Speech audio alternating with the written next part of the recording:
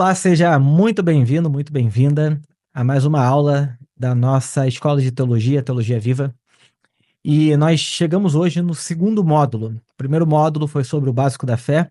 Nós tivemos 7 encontros a respeito daquilo que é mais fundamental para a nossa fé, para a fé cristã, como a gente compreende aqui na Viva. E hoje nós vamos começar uma nova etapa, uma nova fase sobre o que a Viva Eppens faz. Basicamente, mostrar para vocês, explicar para vocês a identidade da nossa igreja. Afinal de contas, quando a gente fala de igreja, nós não estamos falando necessariamente da mesma coisa. E eu resolvi trazer esse módulo como sendo o segundo por um motivo muito básico e fundamental. O resultado prático do ministério de Jesus é a igreja. Existem hoje muitas pessoas que têm uma certa compreensão de que, pelo fato delas acreditarem em Jesus e pelo fato delas ter uma fé cristã, isso é, uma compreensão do cristianismo ou daquilo que Jesus ensinou e concordar de certa maneira com isso, só que desconectado da vida comum e comunitária da igreja. O problema disso é que quando nós olhamos para a Bíblia, isso é o livro que é autoritativo e que diz para a gente como é que a igreja surgiu e como é que ela se desenvolveu, nós temos ali um aspecto muito prático e muito claro. Jesus viveu 3 anos e meio, ensinou, pregou, fez milagres, curou enfermos, uma série de coisas. Depois dos 3 anos e meio, ele ascendeu aos céus, como diz o texto de Atos, e o resultado imediato da sua vida, obra, morte e ressurreição foi o surgimento e o nascimento da igreja. De certa maneira, nós poderíamos dizer que não existe igreja sem Cristo. Por outro lado, não existe Cristo sem igreja. É um casamento. Uma coisa produz a outra. Não dá para você acreditar em Jesus e, digamos assim, não estar vinculado à comunidade que é resultado do ministério de Jesus. Uma coisa produz a outra. Quem começou com essa história de igreja foi o próprio Jesus. Jesus, ele como judeu e sabendo de toda a compreensão que havia no Antigo Testamento a respeito do Israel, que era o povo de Deus, ou a igreja de Deus, os judeus têm uma palavra para comunidade, para a igreja, que é kahal. Kahal é basicamente a ideia de uma assembleia, de um povo de Deus. Não estou falando da denominação aqui, mas de um povo de Deus. Jesus, ele vai usar um termo um pouco diferente, mas com o mesmo significado, que é eclesia. Eclesia é uma palavra que, na verdade, é um composto, ek-kalel. Ek é chamado, chamar, e kalel, para fora. Em certo sentido, a igreja, em termos literais, seriam aqueles que foram chamados para fora. Ek-kalel, eclesia. Essa palavra basicamente acontece 2 vezes na boca de Jesus, no Novo Testamento, quando, por exemplo, Jesus fala sobre a sua igreja. Vocês têm o texto, e vocês devem lembrar disso, o texto de Mateus capítulo 16, quando ele fala o seguinte: sobre essa pedra edificarei a minha igreja, e as portas do inferno não prevalecerão contra ela. É interessante que, assim como Deus, no Antigo Testamento, tinha o seu povo, no Novo Testamento, Jesus tem a sua igreja. O povo de Israel era um povo organizado em torno da etnia, do sangue, da circuncisão, de certas características muito fundamentais que faziam aquele povo ser único. A igreja, por outro lado, ela é multiétnica. Israel era um povo étnico, definidamente étnico. Não dá para eu acordar, sendo brasileiro, e dizer, bom, sou judeu. Não dá, porque era um povo que vinha de uma linhagem sanguínea. A igreja, por outro lado, ela é multiétnica. Ela é para todos os povos, línguas, raças e nação. Então, ela não tem um critério étnico, como era o povo de Israel, para fazer parte dela. É interessante que Jesus fala sobre essa pedra edificarei a minha igreja. Sobre qual pedra a igreja está fundamentada? A tradição católica romana vai entender que a pedra era Pedro, né? Pedro é a pedra, o fundamento, digamos assim, da igreja. Só que, exegeticamente falando, a pedra que sustenta a igreja é a confissão. Qual é a confissão de Pedro? Tu és o Cristo. Isso significa que o reconhecimento de Jesus é o que funda a igreja. Então, nós temos ali uma compreensão muito clara do que é a igreja. A igreja é aqueles que foram chamados para fora, e Jesus fala: e as portas do inferno não prevalecerão contra ela. Porta não é um instrumento de ataque. Porta é sempre, no mundo antigo, um instrumento de defesa, aquilo que guardava uma cidade. O que Jesus está dizendo para a gente é que a igreja ela está em ação no mundo, digamos assim, entrando e saindo das realidades infernais, transformando trevas em luz, a morte em vida. Esse é o papel fundamental da igreja. Só que a igreja, ela não pode ser compreendida como um local que eu frequento, nesse sentido, né? Melhor dizendo, pode ser compreendida assim, ela não pode ser compreendida como o prédio que eu frequento. E esse é um desafio para muita gente, porque quando a gente associa a igreja ao prédio, o prédio ele é físico e estático. Não dá para eu ficar movendo o prédio de um lado para o outro. A igreja é viva e dinâmica. O que significa dizer que a igreja ela é o corpo vivo de Cristo em ação no mundo. Então, quando o Novo Testamento vai se referir às igrejas do Apocalipse, a igreja da cidade de Éfeso, a igreja da cidade da Galácia, são comunidades que viviam naquela região. E qual é o distintivo dessas comunidades? Todas as pessoas creem que Jesus é o Cristo de Deus, né? A expressão igreja aparece no Novo Testamento mais de 116 vezes. Isso é muito significativo, porque isso mostra para gente como que essa palavra ela é recorrente, ela é comum no Novo Testamento. O Novo Testamento apresenta algumas imagens para a igreja. A igreja é o povo de Deus, a igreja é a nova criação, ela é a comunhão dos santos, ela é o corpo de Cristo. Então, nesse sentido, a gente poderia dizer, olhando para o Novo Testamento, primeiro, que o resultado do ministério de Jesus é a igreja. Essa compreensão de que basta a minha fé individual sem desdobramento comunitário, ela é um problema, é resultado de um tempo profundamente individualista e narcisista. A igreja nunca foi e nunca será um processo individualista. A igreja é uma comunidade. A igreja é relacionamento. A igreja são pessoas que se relacionam com pessoas ao redor do Cristo. A igreja, então, ela é uma comunidade visível. Não existe igreja sem ser a igreja local. E o conjunto das igrejas locais é a igreja de Cristo. Então a gente pode falar da igreja como sendo a igreja do Cristo, e nós podemos falar de igrejas, no minúsculo. A igreja é a igreja universal, atemporal, que está em todos os períodos da história. Igrejas, comunidades locais ao redor de Jesus.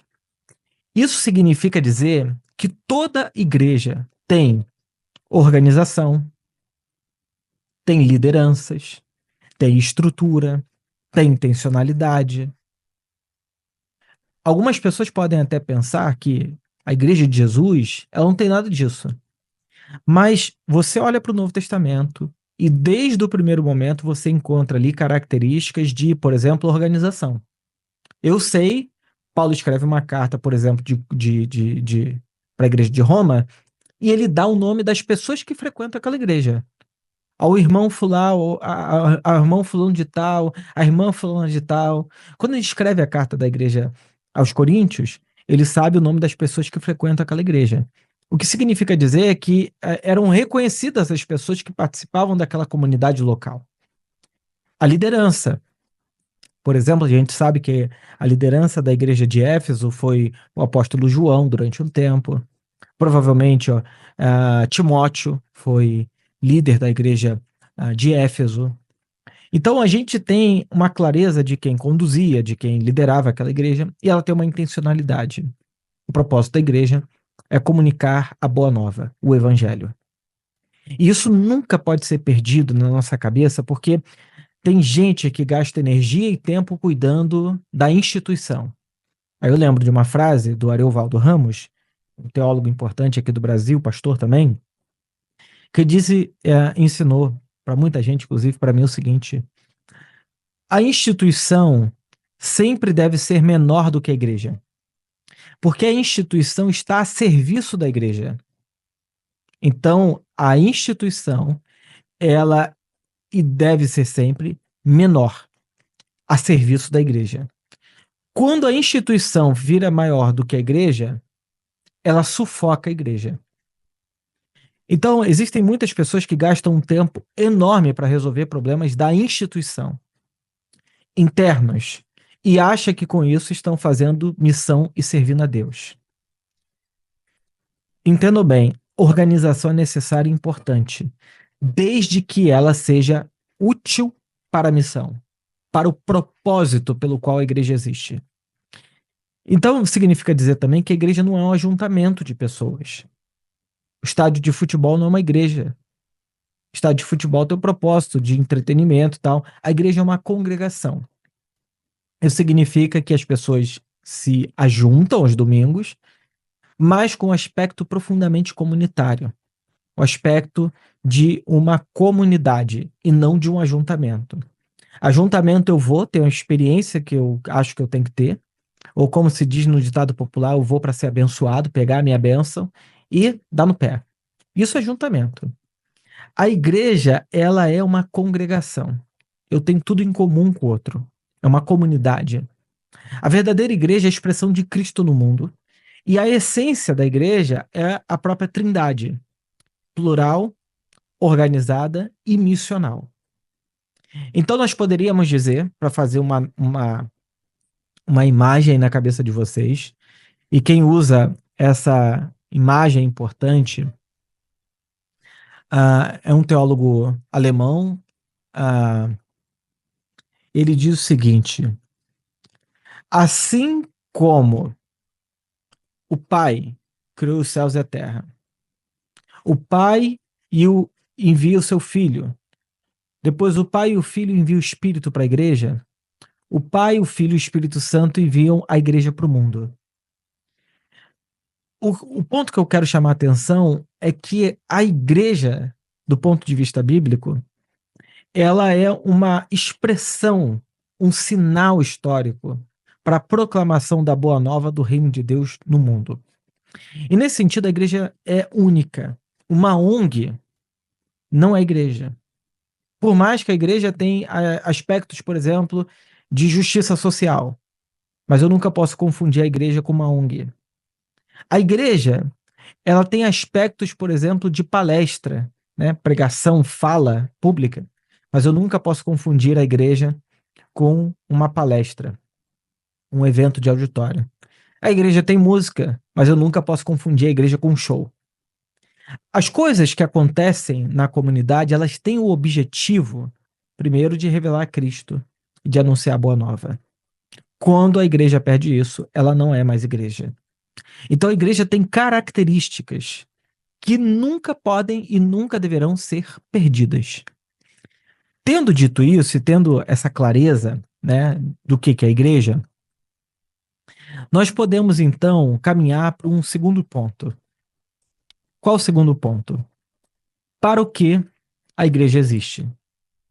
Se eu entendi que a igreja é uma extensão de Cristo no mundo, e não existe o ministério de Cristo sem um desdobramento prático da comunidade, da igreja, isso significa que não dá para ser cristão sem comunidade, sem igreja, a não ser que você esteja num campo missionário e que não haja nenhum tipo de comunidade com a qual você não tenha relacionamento com outros cristãos, a não ser que seja nessas condições. Em temperatura, em condições normais, uma pessoa que se diz cristão, mas não tem vínculo comunitário, ela tem uma alienação profunda da sua fé. Mas eu assisto YouTube, eu assisto pregação, eu assisto palestra, eu vejo a Viva no YouTube, para mim tá ótimo. Não tá. Porque a igreja, ela só é igreja se ela tiver aspectos profundamente comunitários. Mas, Herbert, como é que eu sei disso? Bom, leia o Novo Testamento e você vai perceber que a expressão uns aos outros aparece mais de 56 vezes. Orar uns pelos outros, suportar uns aos outros, orem uns pelos outros, perdoem uns aos outros, amem uns aos outros. E isso só é possível se houver dimensão comunitária. Porque como eu poderia suportar uma pessoa com a qual talvez não me identifique muito, se eu não tiver comunidade, se eu estiver vivendo na minha vida isolado, no meu mundinho, sentado confortavelmente no meu sofá, na minha cama, assistindo televisão? Não tem como. Então, para que haja igreja de fato, é necessário haver comunidade de fato. Tendo dito isso, a gente então pergunta: qual é o propósito da igreja? O propósito da igreja é participar da missão de Deus. Ah, Deus está em missão. A igreja não tem missão própria. A igreja é chamado para confiar em Jesus e participar da Missio Dei, como diz o David Bosch. Isso significa dizer que o trabalho da igreja é cooperar com a missão que Deus está realizando no mundo de restaurar todas as coisas. Jesus falou: vão ao mundo inteiro e anunciem as boas novas a todos. Mateus 29, Jesus se aproximou deles e disse: toda a autoridade me foi dada nos céus e na terra, portanto, vão e façam discípulos de todas as nações, batizando em nome do Pai, do Filho e do Espírito Santo. Ensinem esses novos discípulos a obedecerem a todas as ordens que eu lhes dei. Atos 1:8. Vocês receberão poder quando o Espírito Santo descer sobre vocês e serão minhas testemunhas em toda parte.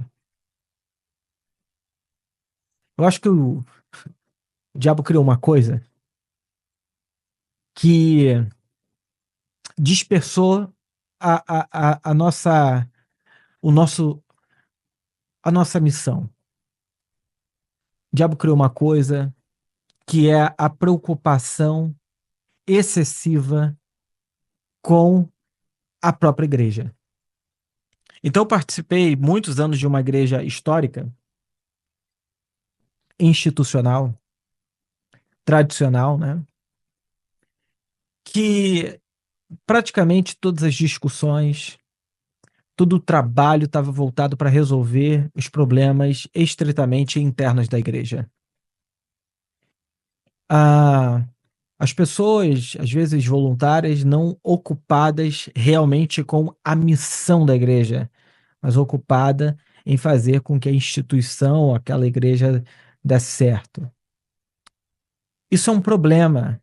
Isso é uma disfunção do propósito da igreja, que é ser missional, participar da missão de Deus no mundo. Na história da igreja, nós temos um movimento muito interessante. Nós temos, num primeiro momento, igrejas primitivas. Eu estou falando de igrejas no plural, porque a gente sabe que não era uma única igreja que existia. E isso, durante praticamente 200 anos, esse movimento que começou com 12 discípulos de Jesus, ganhou praticamente todo o Império Romano.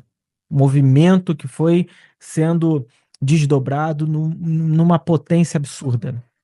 Depois, essas igrejas começou a ter bispos regionais depois do ano 200 depois de Cristo. Esses bispos regionais cuidavam de uma região inteira. Mas eram bispos muito simples, eram pessoas praticamente pastores de região.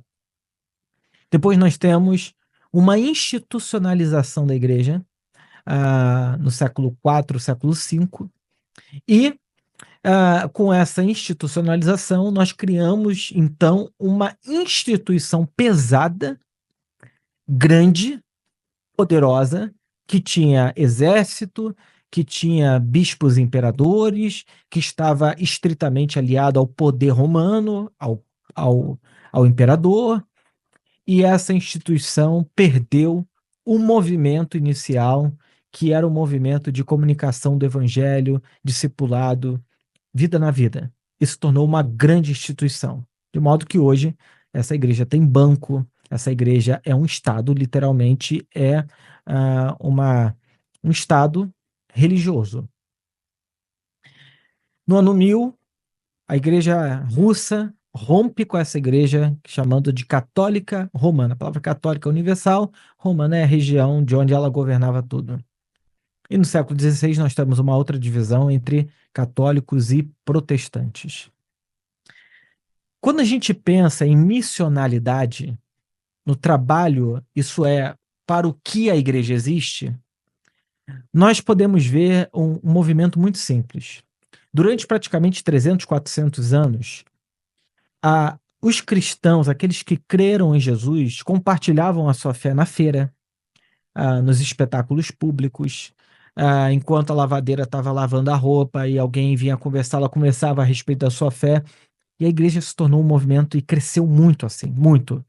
Tem alguns historiadores que chegam a dizer que lá por volta do século III, mais de 60% do Império Romano cria em Jesus.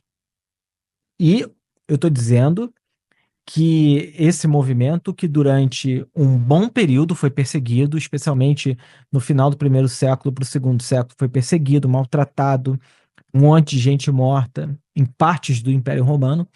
Agora, por causa da fé em Jesus, essas pessoas perseveravam, continuaram compartilhando sua fé, e mais de 60% do Império Romano cria em Jesus. Bom, com a imperialização da igreja, a lógica virou: nós precisamos não mais discipular, acompanhar pessoas, conversar, compartilhar o evangelho, ensinar, mas cristianizar as pessoas. Missão, então, na mentalidade dessa igreja, é fazer com que todo mundo forçosamente se torne crente, cristão. De modo que o Leonardo Boff, em um dos seus livros, diz que, por exemplo, aqui no Brasil, quando os navios negreiros chegavam nos portos da Bahia, sempre havia um padre ou um bispo rebatizando e dando outro nome para essas pessoas, e geralmente nomes cristãos. Em seus países na África, eles tinham nome, mas ao chegar no território brasileiro, eles forçosamente recebiam um novo nome e eram batizados, porque ninguém podia entrar nesse território sendo pagão. Todo mundo era cristianizado. Essa igreja criou uma estrutura que, para você se batizar, tem que ser membro dela, para você ser sepultado, você tem que ser membro dela. Isso muda ao longo do tempo. Mas basicamente o que eu estou dizendo aqui é que a lógica de evangelização se tornou não mais pelo compartilhamento e pelo discipulado, mas de cima para baixo.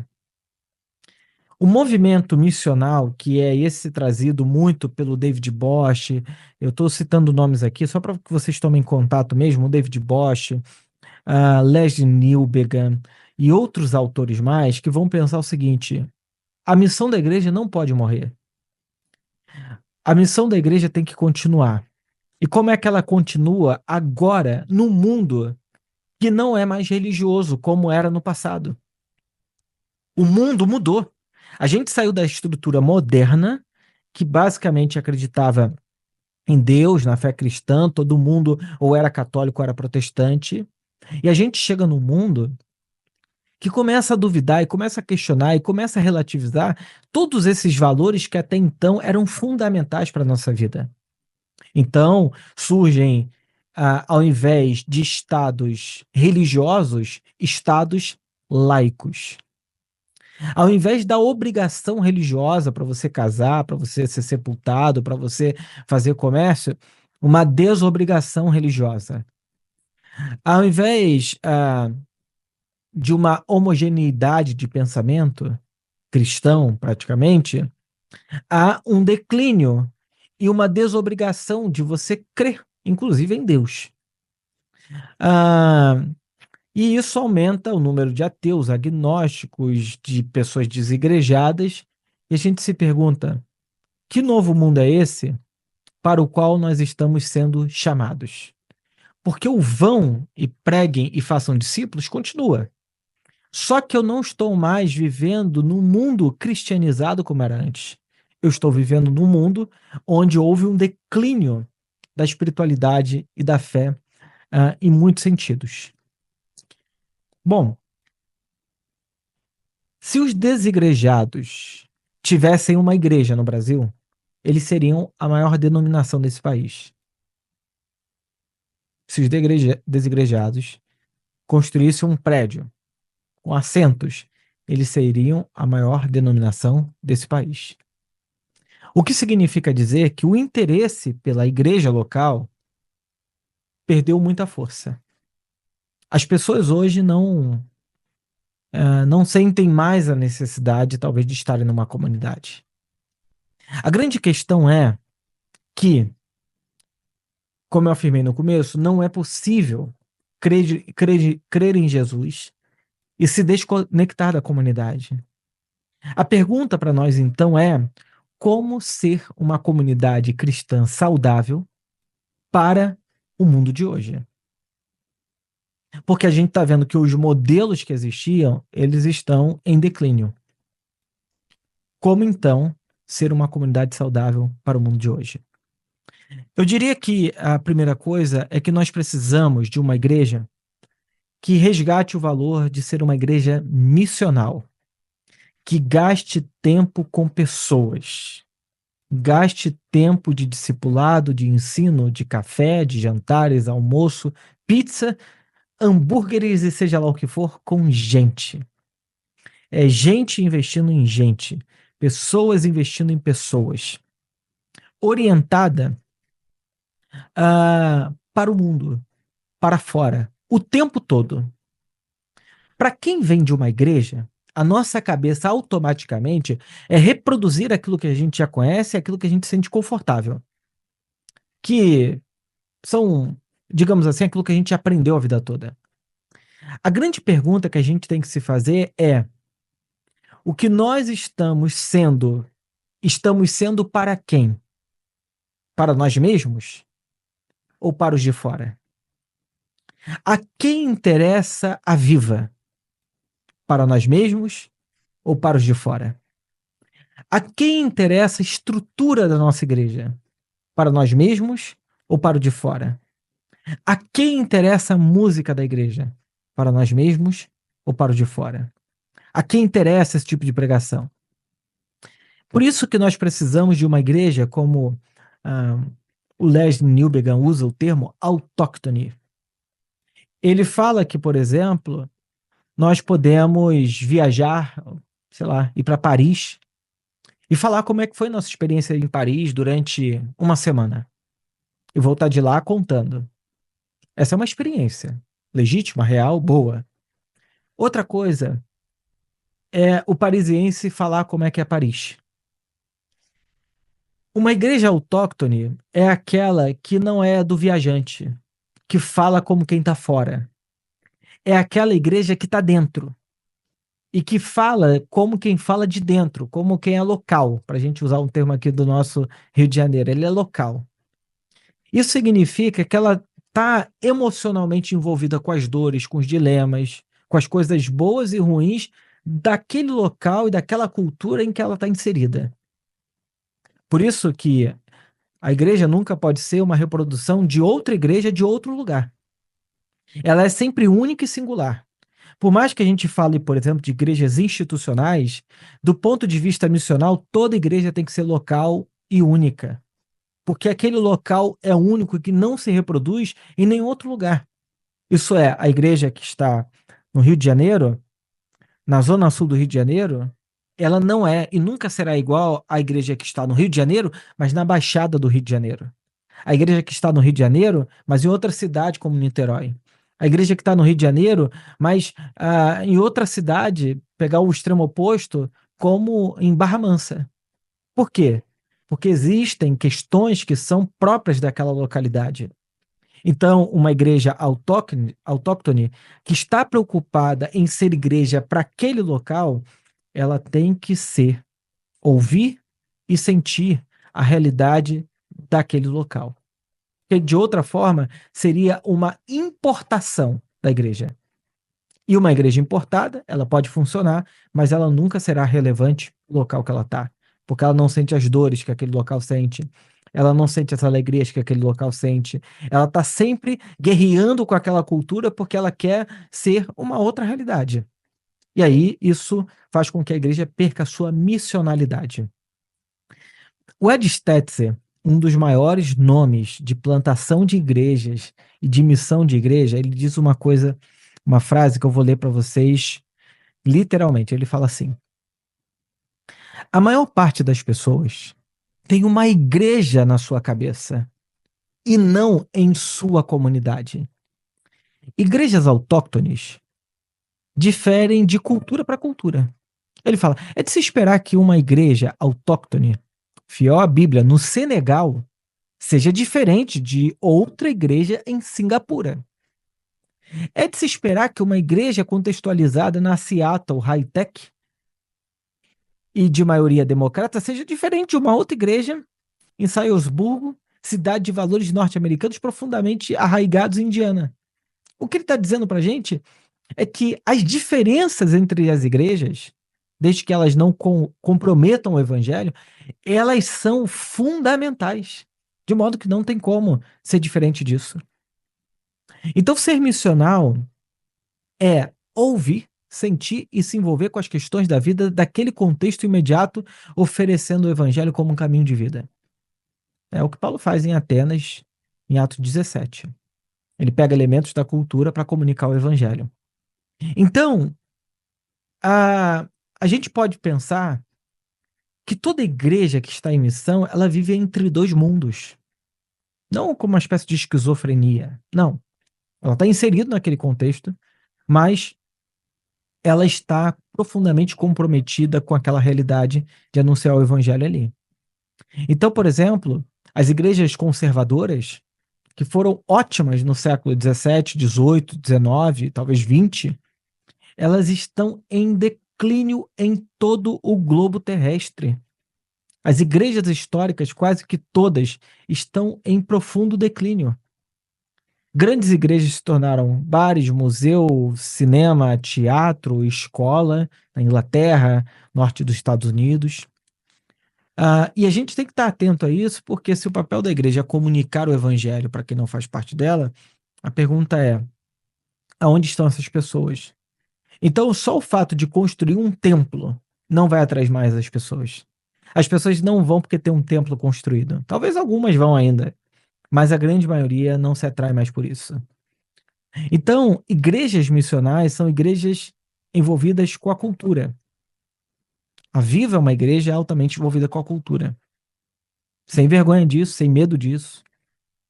Ela é diversa em sua forma. Por isso que a gente não está, talvez, preocupado em reproduzir um modelo de igreja A, B, C. Nós somos independentes nesse sentido. Voltado o tempo todo para fora, para comunicar para quem é de fora, para que o de fora ouça, compreenda, e não tanto preocupado em agradar os ouvidos de quem, ou sei lá, já é da igreja há muito tempo, ou vem de outra igreja, e está com essa expectativa de revivenciar, de certa maneira, a sua própria igreja numa igreja nova. Ter uma estrutura extremamente leve, prática, uma comunicação contemporânea. A diversidade não é uma inimiga, mas um valor para a gente. E ela não é inimiga da cultura, mas aprende que na cultura tem coisas boas e ruins, seja no que for. Então, é muito necessário que a gente pense que há 2000 anos atrás Jesus falou: vão e façam discípulos. Só que os contextos, as realidades, o mundo, a sociedade nunca foram as mesmas. E cada tempo e cada época vai necessariamente precisar de uma nova igreja o tempo todo. O que a gente nunca pode perder é o cerne, que é a boa nova, e o aspecto comunitário. O que, por si só, o aspecto comunitário, já cria naturalmente uma tensão com o nosso mundo hoje. O nosso mundo hoje tende à não comunidade, ao desvínculo, à quebra dos acordos coletivos, à não necessidade de pactos e acordos profundos, a um desfazimento, de certa forma, das vinculações humanas que são tão necessárias para a vida. Então a gente vai se desvinculando de tudo, e o sentimento de solidão hoje é provavelmente o maior da história da humanidade. As pessoas não sofrem mais, talvez, de pneumonia, tem tratamento, tem antibiótico para uma série de adoecimentos, mas as pessoas sofrem profundamente hoje, de dentro para fora, com um sentimento constante de estarem sozinhos no planeta Terra, em que nós temos milhares e milhares e milhares de pessoas. Então, esse é o grande desafio do tempo atual. O desafio de uma sociedade profundamente desvinculada, narcisista, em muitos aspectos, e profundamente, digamos assim, ah, com grandes dificuldades de criar vínculos e sociedade. O fato de a gente afirmar a comunidade já coloca uma tensão com a cultura. Hoje, a gente afirma o indivíduo e o indivíduo. E isso traz adoecimento. Bom, essa é a nossa primeira aula que a Viva Epens faz. E eu queria deixar claro e afirmado aqui que nós somos uma comunidade ao redor do Cristo ressuscitado para sermos missionais, para cumprirmos o ID de Jesus. É isso. Até a quinta-feira que vem. Vejo vocês lá.